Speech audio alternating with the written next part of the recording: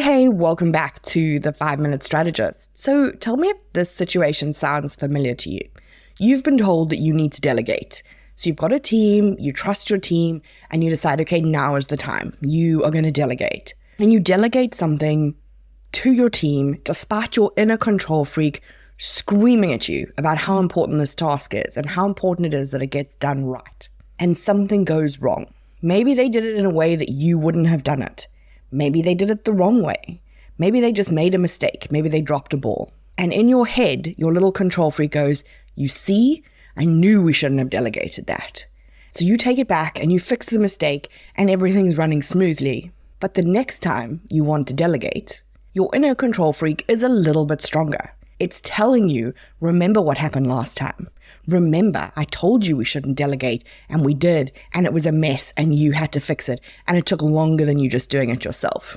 And maybe you even managed to overcome that little voice in your head, and you delegate again, but you're now delegating to a team member who's lost confidence in their ability. They are now afraid to try something without your permission, without asking you how to do it, without getting your sign-off on every step of the way. And so you get irritated because the point of delegating is to free you up, not to have you in all the details. And so you take it back and you just do it yourself because it will be quicker. So how do we fix this problem? How do we balance wanting this autonomy from our team with us needing them to do certain things a certain way to get to our goals? And it's easy to see why we get into a jumble about this. Having an autonomous team has its risks and its rewards. On the reward side, when you trust your team, they feel motivated.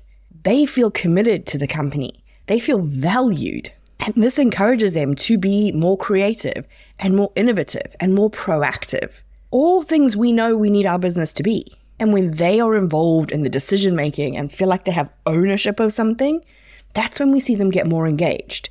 And this means we see less turnover in our team. Also, if you think about it, if you have this team who can operate without you, think about how much quicker they can move, how much more agile they are. Something happens, they adapt. Something happens, they adapt again. Without them needing to wait for you to be available so they can do it quicker, without needing you to be involved the whole time, so now you're having to go back and get all the background on the issue, it makes your business more streamlined in the face of change. So we have all of these rewards. So we need to reframe this inner control freak of like, I can do this better and faster, into a place where we see that empowering our team to work without us is not so much about us losing control, but rather about us trusting their expertise. And this is hard because we've seen the risk side of this risk and reward ratio. We've seen that giving people free rein can turn into everybody running in a multitude of directions. We can see it turn into infighting without you being there as the referee for all the discussions. And this is the kind of thing that gets in the way of you hitting your business goals. I think some of the responsibility has to come back to us, where we potentially have delegated to somebody who wasn't ready for it, right? So there are levels of delegation. You can delegate a task, which is very much follow this checklist, and you can delegate an outcome, which is I want you to grow social media by 10% in the next year. Somebody has to be ready to own an outcome. And just because you own a task doesn't mean you're ready to own an outcome. And so some of that responsibility has to come back to us, making sure that we are delegating and empowering the right people in our teams at the right moments. Because if we don't, that's when we see mistakes and then we have to go in and fix them and off we go into the spiral again. So how do we get this balance of we want the team to work without us, but we also don't want everything to turn into a total ish show, right? I like to say to people, when you think about delegating an outcome to your team, think about it as putting the bumpers into the gutters when you go bowling. You have to create a really clear boundary for your team to act autonomously in. They have to be really clear on what the goal is and how you plan to measure success. So you have to show them that very front pin that you want them to knock down, and you have to put a frame around where they can operate. They can curve the ball to the left, they can curve it to the right, they can go straight down the middle, but it has to be within that framework and it has to hit that pin.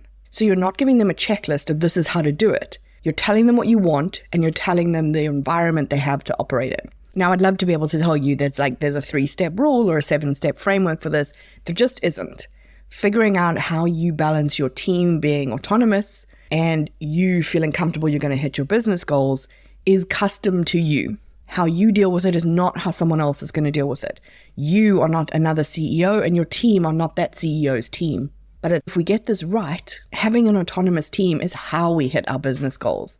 They're not actually in conflict with each other. So how are you encouraging your team to be more autonomous?